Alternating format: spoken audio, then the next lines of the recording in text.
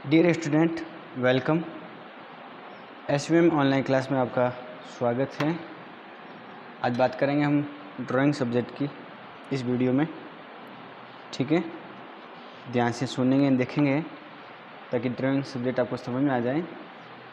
इतिहास का ही भाग है, एक तरह से आप इतिहास ही पढ़ रहे हो और कुछ नहीं। हमने पिछली क्लास में पढ़ा था कि जो सारनाथ में शीर्ष स्तंभ है, अशोक चक्र है, उसके बारे में हमने पढ़ा था, अगर आपको याद है तो।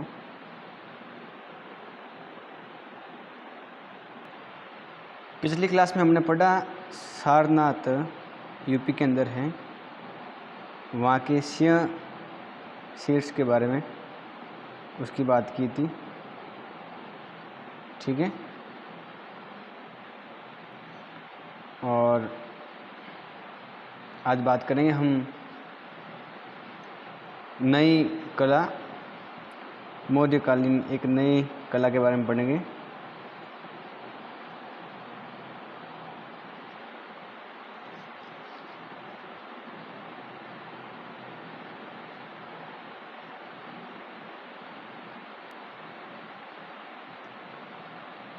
आज पढ़ेंगे हम मौर्यकालीन कला के अंतर्गत एक यक्षिणी के बारे में पढ़ेंगे।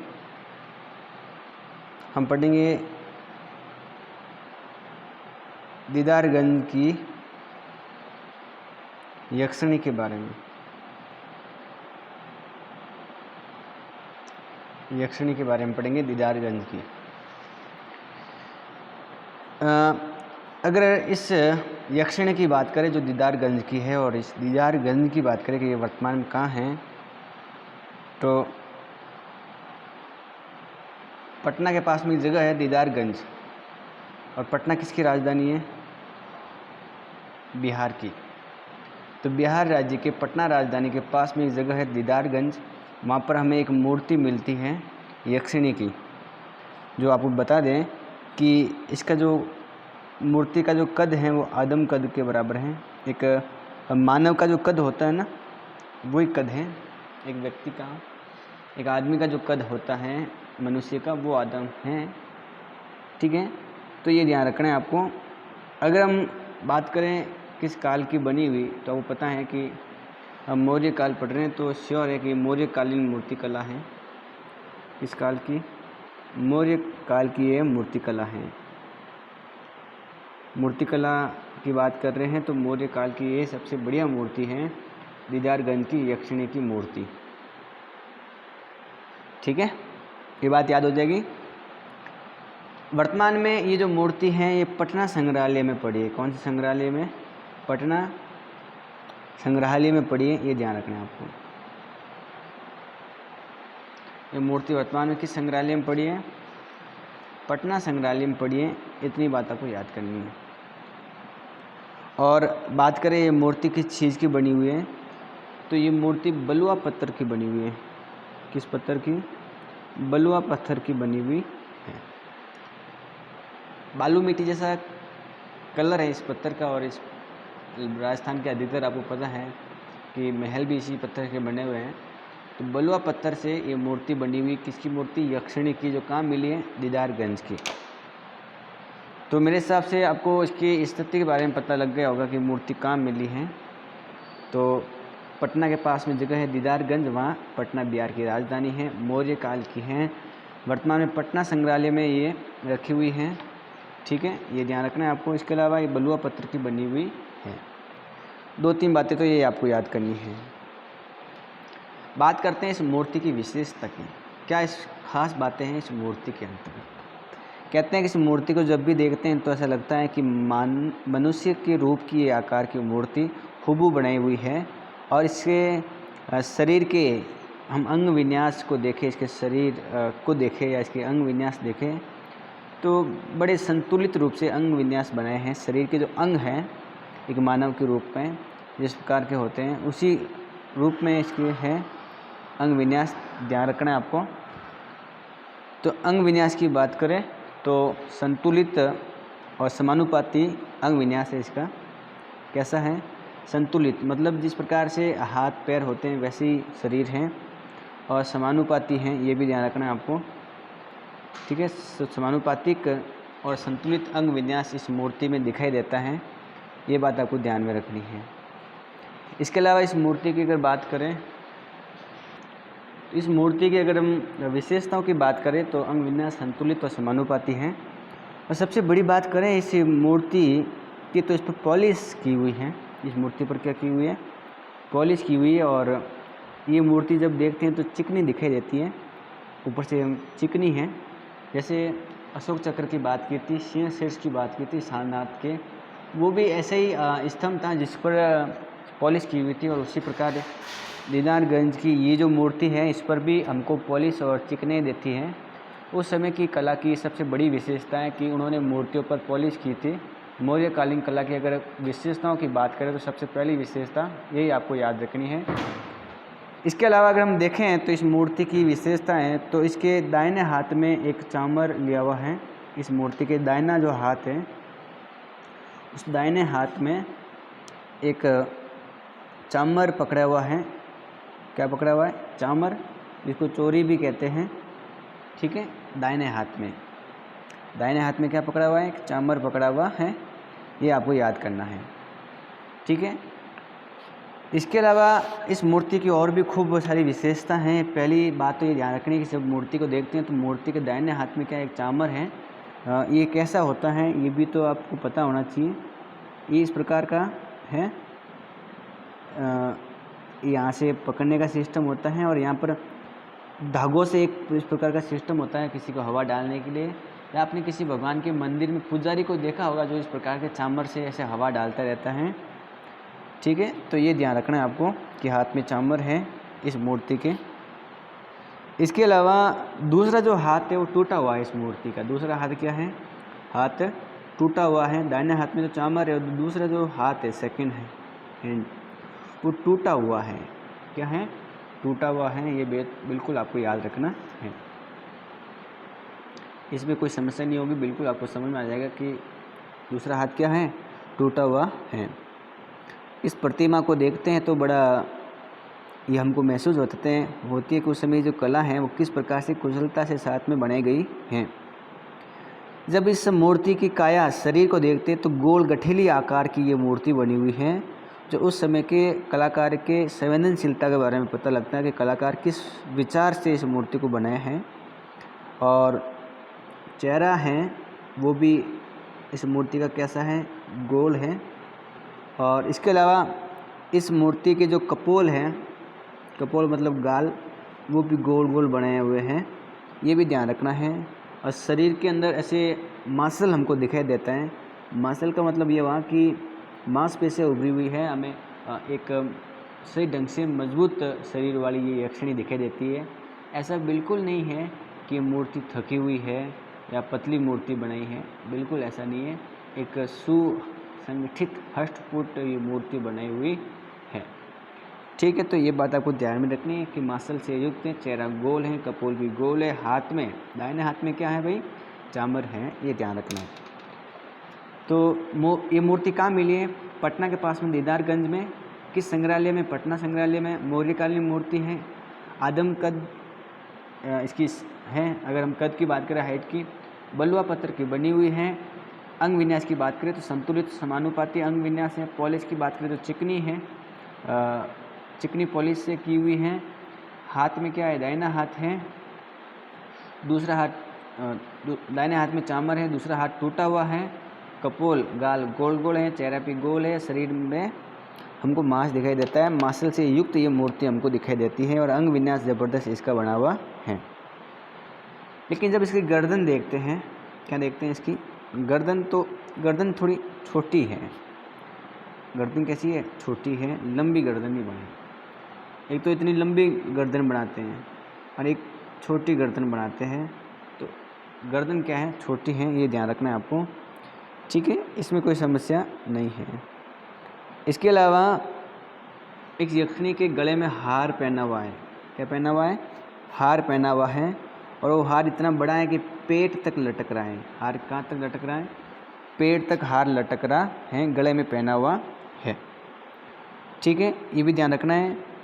और पेट पर उन्होंने एक पोशाक पहनी हुई है, और पेट थोड़ा आगे निकला हुआ है, पेट के से थोड़ा शरीर से थोड़ा पेट बाहर निकला हुआ है। इसके अलावा अगर हम देखें तो अधो वस्त्र पहने हुए हैं। इसके अधो वस्त्र का मतलब हुआ कि जिस प्रकार से आधे कपड़े, उसी प्रकार से सावधानी से पारदर्शी कपड़े भी पहनाए हुए हैं।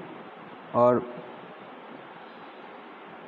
इसके अलावा पोशाक जो कपड़े हैं वो मोड़े हुए बताए हुए हैं, इसके अंतर्गत ध्यान रखना है, ठीक है। और पारदर्शी कपड़े भी दिखाई देते हैं। पोशाक की मध्यवर्ती जो पट्टियाँ हैं, बीच में पट्टियाँ भी उन्होंने बनाई हैं। और पैरों को उन्होंने मोटा और वज़नदार बनाया है, ठीक है, ये भी ध्यान रखना है। और पैरों के उन ऊपर भी आभूषण पहने हुए हैं। क्या पहने हुए हैं? आभूषण। तो पैर मजबूत बने हैं, टांगे वगैरह, आभूषण भी पहने हुए हैं। क्या पहने हुए? आभूषण पहने हुए हैं, ये ध्यान रखना है आपको, ठीक है। तो इसमें कोई दिक्कत नहीं होगी, आपको ये बात समझ में आ गई होगी क्या क्या विशेषताएं हैं इस दीदारगंज की यक्षिणी की, ये ध्यान रखना है आपको। और जो शरीर है, धड़ का भाग, वो अधिकतर भारीपन है, ठीक है, क्योंकि जब उसके हम उरोज देखते हैं तो हमें लगता है कि जो शरीर का जो धड़ है वो बड़ा भारीपन है, ठीक है। इसके अलावा सिर पर जो बाल हैं, इनके केस, सिर पर जो केस हैं उसमें केस की बात करें तो बांधे हुए हैं, केस के एक गांठ में बंधी हुई है सारी। और पीठ क्या है? खुली है, बाल एक जगह पर ऐसे बांधे हुए हैं और पीठ क्या है? खुली है, ये ध्यान रखना है आपको। मतलब ऊपर पीछे बाल तो बंधे हुए हैं, केस, पीठ खुली है। पीछे का जो वस्त्र है दोनों टांगों को ढकता है। पीछे जो कपड़ा इन्होंने लगाया हुआ है उस मूर्ति के, जो टांगों को ढकता रहता है। और दाहिने हाथ में जो चंवर है वो पीछे, उसके जो धागे हैं वो पीठ पर हैं। और रेखाओं के माध्यम से हमें इस चंवर को समझाया है और बेखूबी रूप से इस मूर्ति को इन्होंने बनाया है। आदमकद मूर्ति ये ध्यान रखना है आपको। तो ये इस प्रकार की बातें आपको विशेषकर याद रखनी चाहिए और समझ में आ गया होगा कि मूर्ति किस प्रकार की है। चलो आपको मूर्ति दिखा देते हैं। ये जो मूर्ति दिखाई दे रही है आपको, ये है दीदारगंज की यक्षिणी की मूर्ति। वापस सुनेंगे इस मूर्ति की हम विशेषताओं की बात करते हैं। इस मूर्ति की अगर बात करें तो चेहरा कैसा है? गोल है, नाक टूटी हुई है और आभूषण पहने हुए हैं, ठीक है। चेहरा यहाँ देखो गोल है, गाल भी गोल बनाए हुए हैं। गले में जो आभूषण है वो पेट तक जा रहा है। गर्दन छोटी है, लंबी गर्दन नहीं है। ये दायां हाथ है और दाहिने हाथ में ये चामर लिए हुए हैं। चामर आपको दिखाई दे रहा होगा दाहिने हाथ के अंदर। बाकी कपड़े वगैरह हैं इस प्रकार के। शरीर भारी है, उरों से पता लग रहा है हमें। पीछे देखें तो बाल इस प्रकार से घोते हुए हैं, ठीक है। एक पीछे वाला भाग है, ये आगे वाला, ये चम्मर लिए हुए हैं, ठीक है। तो ये हैं दीदारगंज की यक्षिणी। ध्यान रखना है कहाँ मिली थी? पटना के पास में दीदारगंज में मिली थी। पटना किसकी राजधानी है? बिहार की। तो ये बात आपको याद रखनी है, ठीक है। तो बिल्कुल याद हो जाएगा मेरे हिसाब से, कोई खास बड़ी बात नहीं है, कोई हार्ड बात भी नहीं है। तो हमने मूर्ति कला की बात की है, किसकी? मौर्यकालीन मूर्ति कला की। आगे भी कुछ और मूर्तियों के बारे में पढ़ लेते हैं, छोटी छोटी मूर्तियों के बारे में, वो भी पढ़ना ज़रूरी है। मौर्यकालीन मूर्तिकला में हमने शेरसिंह या शेष की बात की है। इसके अलावा हमने अशोक चक्र की बात की है, किस प्रकार उस पर हाथी घोड़े थे। उसके बाद में हम मौर्य काल के समय जो स्तूप हैं वो भी हमको मिले हैं। क्या मिले हैं? स्तूप भी मिले हैं। स्तूपों की अगर बात करें तो बेलनाकार आकृति में बने हुए हैं, ढोल जैसे आकृति में, वृत्ताकार में, और ऊपर इस प्रकार की आकृति में स्तूप बने हैं। ऊपर इस प्रकार से हर्मिक या हार्मिक बना हुआ है, ये भी ध्यान रखना है। जो इसको जुड़े हुए हैं, जो छत्र से जुड़ा हुआ है, और इसमें भी कुछ परिवर्तन आता रहता है, ये भी ध्यान रखना है आपको। और ये भी उस समय की कला का एक बहुत बड़ा हमें नमूना दिखाई देता है। स्तूप हो जो पूजा पाठ के लिए थे। तो ये सारी जो बातें हैं वो आपको ध्यान रखनी है कि किस समय की थी, मौर्यकालीन कला की बातें थी। ठीक है। इसके अलावा अगर आपने कला के अंतर्गत और भी कुछ देखा है तो आपको वो भी बता देते हैं कि अपने जो पहले पढ़ा था मौर्यकालीन कला के अंदर जो स्तंभ हैं उसकी बात कर लेते हैं। तो ये आपको जो स्तंभ दिखाई दे रहा है ये स्तंभ है मौर्यकालीन का।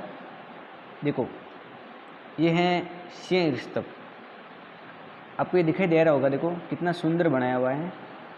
ये जो इतना बड़ा भाग है ना, ये आपने देखा होगा इतना बड़ा भाग अपने नोट पर होता है या सिक्के पर या भगवान या किताबों के ऊपर या सरकार की जो भी कोई योजना है उसके ऊपर हमको दिखाई देता है।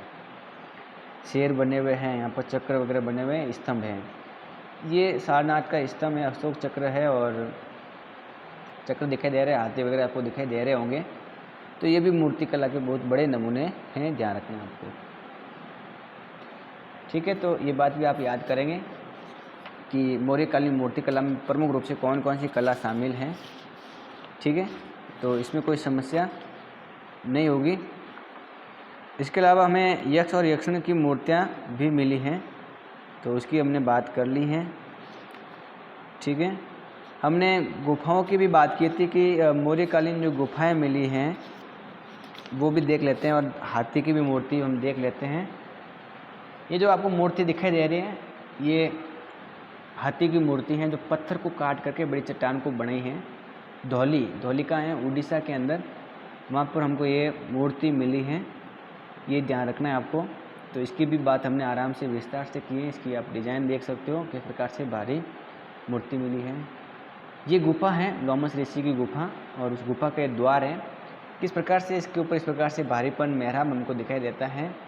मौर्यकालीन गुफाओं में से इसका भी हमको नाम आता है और हम इसके बारे में भी देखते रहते हैं कि मौर्यकालीन मूर्ति कला में सबसे महत्वपूर्ण जो कला है वो किस प्रकार की है।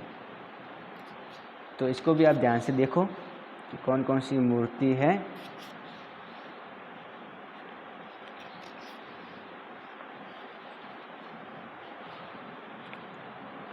ठीक है, तो ये भी बात आपको ध्यान में रखनी है। इसके अलावा ये स्तूप दिखाई दे रहा है आपको, स्तूप ये जो मूर्ति के रूप में स्तूप दिखाई दे रहा है ये भरहुत MP वहाँ से मिला है हमें, भरहुत के अंदर। और ये इस प्रकार का स्तूप है, ये इसकी आराधना की जा रही है। तो ये बात आपको ध्यान में रखनी है। और इसी साथ में आपका पाठ भी ख़त्म हो रहा है, उससे पहले इस पैराग्राफ को हमको पढ़ना है। पैराग्राफ को जब पूरा पढ़ लेंगे तो आपका पाठ भी पूरा हो जाएगा। तो हम पढ़ते हैं, इस पैराग्राफ के अंदर ध्यान देंगे।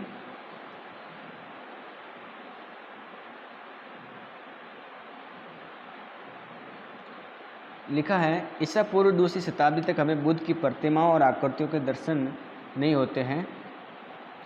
मतलब जब 2वीं ईसा पूर्व के पहले बात करें तो उस समय हमें वो भगवान बुद्ध की कोई आकृति वगैरह नहीं दिखाई देती है। बाद में जब महायान आया तो उसने मूर्तियाँ बनाना शुरू कर दिया था। बुद्ध के प्रतीकों की बात करें तो पद चिन्ह, स्तूप और कमल, सिंहासन, चक्र आदि ये बुद्ध के क्या हैं, प्रतीक चिन्ह हैं। मतलब जहाँ पर स्तूप बनाया है, भगवान बुद्ध के पैर बनाए हैं, कमल फूल वगैरह इस प्रकार से दिया है, सिंहासन बनाया है कमल के फूल से और चक्र बनाया है, तो अपन समझ सकते हैं कि वो भगवान बुद्ध के प्रतीक रूप में है। यह दर्शाता है कि इस समय तक पूजा या आराधना की पद्धति सरल थी और कभी भी उसके जीवन की घटनाओं को चित्रात्मक रूप से प्रस्तुत किया जाता है। जातक कथा या बुद्ध के जीवन की किसी घटना का वर्णन बौद्ध परंपरा का अभिन्न अंग बन गया है। जातक कथाएं स्तूपों के परिक्रमा पथों और तोरण द्वारा चित्रित हैं। देखो भगवान बुद्ध के अलग अलग जीवन से जुड़ी हुई अनेक प्रकार की हमको कथाएं मिलती हैं, जातक कथाएं, उनकी हम बात करते हैं और उन जातक कथाओं को पढ़ करके उनके जीवन के बारे में हमको पता लगता है। एक आपको बात बता दें कि जैसे स्तूप होता है इस प्रकार का और स्तूप से साइड में या आने जाने के लिए 4 गेट होते हैं अलग अलग। जैसे हम बात करेंगे सांची के स्तूप की तो 4 जो गेट हैं उनको तोरण कहते हैं। क्या कहते हैं? तोरण। और इन तोरणों पर अलग अलग डिजाइन वाली मूर्तियाँ बनी हुई हैं। तो और ऊपर स्तूप के ऊपर हमिका भी बनी हुई है, छत्र भी बना हुआ है इस प्रकार से, और ईंटों से और बाद में पत्थरों से इस प्रकार के स्तूप बनते थे। ठीक है। और वेदिकाएँ भी बनी हैं स्तूप के चारों तरफ, क्या बनी हुई है, वेदिकाएँ भी बनी हुई हैं। इस प्रकार से ध्यान रखना है आपको। तो मैं आपको ये कह रहा हूँ कि स्तूपों को परिक्रमा करने के लिए, फिर लगाने के लिए तोरण भी बने हुए, तोरण पर चित्रात्मक चीज़ें बनी हुई हैं और उन तोरणों पर आख्यान कथाएँ हैं, सतत आख्यान, सत्य कथाएँ, घटनाएँ भी बनाई हुई हैं। वैसे तो कभी बौद्ध स्मारकों में मुख्य विषय बुद्ध भगवान से घटना है।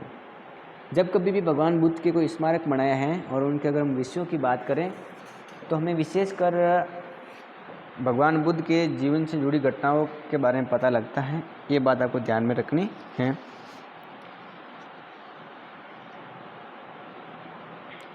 ठीक है, तो ये बात आप याद रखेंगे।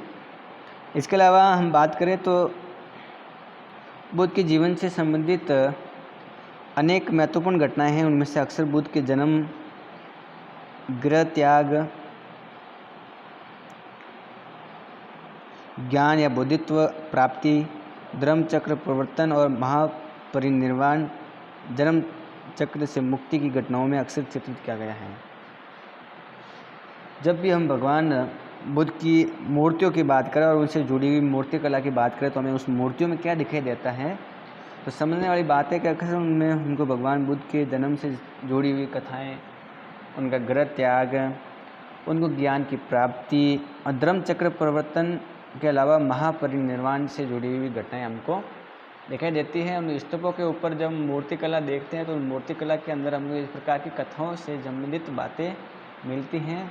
तो हम ये भी बात समझ सकते हैं किस प्रकार से मूर्ति कला वर्तमान समय में और पुराने समय में कितनी एक विवेचनात्मक चीज़ थी, ये भी ध्यान रखना आपको। फिर क्या है, जिन जातक कथाओं का अक्सर अनेक स्थानों पर बार बार चित्रण दर्शाया गया है। भगवान बुद्ध की ऐसी बहुत सारी जातक कथा हैं। पहले तो सुन लो जातक कथा किसे कहते हैं। जातक कथा शब्द आया जातक कथाएं। जातक कथाओं का मतलब ये हुआ कि ऐसी कथाएं हैं जो भगवान बुद्ध की जन्म जन्मांतर की कथाएं हैं। तो सिंपल सी बात है कि भगवान बुद्ध की जन्म जन्मांतर कथाओं को जातक कथा कहते हैं। भगवान बुद्ध की जन्म जन्मांतर कथाओं को जातक कथा कहते हैं, ये ध्यान रखना है। और ऐसी बहुत सारी जातक कथा हैं जिनको बार बार बनाया गया है। 6 दंत जातक कथा है जिसमें भगवान बुद्ध को 6 हाथी वाला दिखाया गया है और इस प्रकार से रानी और राजा के बीच में जो बात बनती है और जंगल से 6 हाथियों में से एक हाथी के 6 हाथ दांत हैं, उसको पकड़ कर लाते हैं और वो अपने दांत देता है। इस पूरी कहानी है, कथा है 6 दंत की। विदुर पंडित जातक कथा है, रुरु जातक कथा है, शिबी जातक कथा है, वेशांतर जातक कथा है और सम जातक कथा है। तो ये मुख्य रूप से भगवान बुद्ध की जन्म जन्मांतर की कथा है। किसी में भगवान को हिरण बताया, किसी में भगवान बुद्ध को हाथी बताया है, कहीं बंदर बताया है। ठीक है, तो ये जातक कथाएं हमको मिलती हैं और इन कथाओं से हम भगवान बुद्ध से जुड़ी हुई शिक्षा हमको पता लगती हैं। तो इसी के साथ में आपका लेसन पूरा हो जाता है। हमारा लेसन पूरा हो गया आज इसी के साथ में। अगले वीडियो में हम क्या करेंगे, नए लेसन की शुरुआत करेंगे और आपको बता दें कि इस वीडियो में हमने क्या क्या पढ़ा है। हमने पढ़ा कि मौर्यकालीन मूर्ति कलाओं में महत्वपूर्ण चीज़ें कौन कौन सी है, मौर्यकालीन मूर्ति कला की विशेषता क्या है, हमने वो देखी है। हमने अशोक चक्र के बारे में देखा है और हमने कनिष्क के समय की कला के बारे में थोड़ा बहुत देखा था। हमने विशेषकर पटना की जो मूर्ति कला देखी उसमें हमने दीदारगंज की जो यक्षिणी की मूर्तियाँ हैं उसकी भी बात की थी। तो ये बात आपको ध्यान में रखनी है।